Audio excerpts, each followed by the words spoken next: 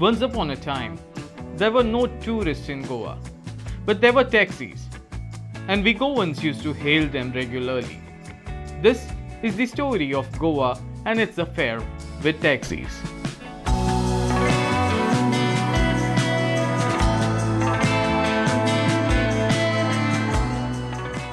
In Goa, the first smile a traveler meets is not at the hotel lobby or at the beach shack.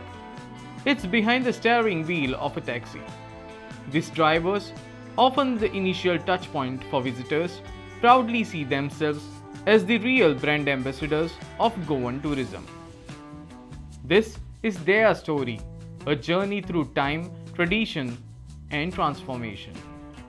When you talk about taxi as a profession, it's been existing in Goa for a very long time. I was born in 1949 and taxis existed in Goa. They are all imported cars. We had Mercedes taxis, never thought about it. We had Nissan taxis, we had Morris Oxford taxis, and various Simcom, like very popular taxi. Right from 1956-57, when I started understanding the entire team taxi, so it was definitely a tradition of Goa. Mostly the travelers or commuters in the taxi were all, you can say, 100% locals. The oldest taxi which I've come across is one Chevrolet of 1929 model, and it was registered at Konkolin bus stand, Konkolin taxi stand. The taxi stand was near this Panji ferry wharf, and it was called Mapsa taxi stand. And I still remember the names of the people then. The taxi owners, they were very good. Rates were on per head basis. Fare from Panjim, from Betim to Mapsa per head was 8 annas. Panjim to Agasaim was 1 rupee. Similarly, Margaon to Kortalim to Margaon was 1 rupee, and Kortalim to Vasco was 12 annas. Only 3 families. Mine was ambassador, there was no sub-dealer, no any other place. Second was Thakur family, B.N. Thakur. B.N. Thakur was a very dynamic guy. Fortunately, he had a very large family. It was a joint family.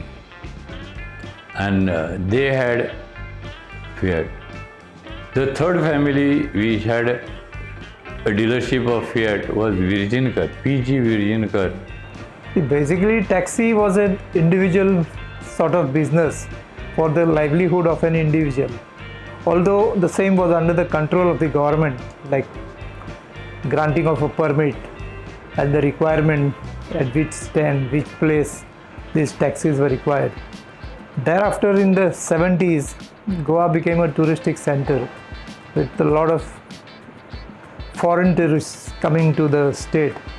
And then gradually the hotel industry also came up here in the coastal belt because of prospective business prospects as far as the hotel industry was concerned.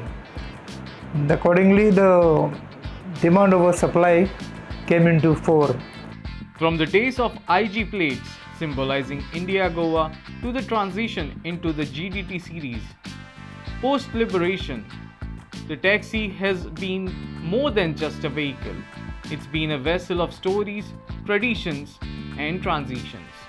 Indian Motor Vehicles Act was implemented effective from 1st April 1965. In case of taxi, on the number plate, front and rear, used to put a slash and one number. That is indicate that it's a taxi sitting carrying capacity is 4 or 5 whatever. So every car on the windshield on the left hand corner in the circle used to mention A, means it was on hire. The registration numbers had alphabetical letter G, D as common, and then it started with A for private vehicles, and all commercial vehicles were given the number GDT. Individuals like Roque Fernandes exemplify the spirit of Goan hospitality, viewing service as a form of worship. Their journey reflects a broader trend. Many have transitioned from age-old professions to the taxi trade, embracing it as their new tradition, ensuring that the essence of Goan hospitality remains intact. My mother was running restaurants and shacks on the beach from 1986. And I came to know a lot of tourists and I started liking this business. And the other reason is I didn't want to go abroad. If I wanted, I could have gone.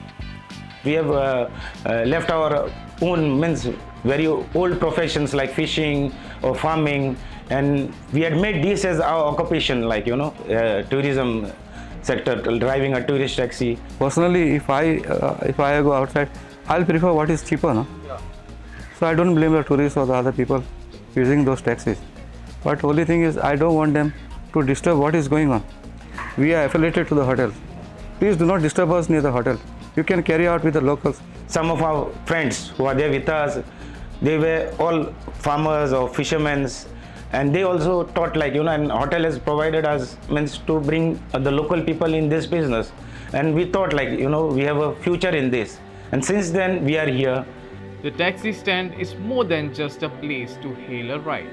It's a cultural hub where stories are exchanged, friendships are forged, and the pulse of Goan life beats strongest. Every coin has two sides, and each side has its own layers. The story of Goa's taxi drivers is not just about holding on to old ways or resisting new ones. It's about pride, challenges, and how their roles are changing over time. In a world where convenience is just a tap away, why are some still hesitant to embrace the change? If the streets are filled with idle taxis, does that reflect a service in demand or a tradition unwilling to adapt? Is the reluctance to evolve a sign of preserving our heritage, or does it indicate a resistance to necessary progress?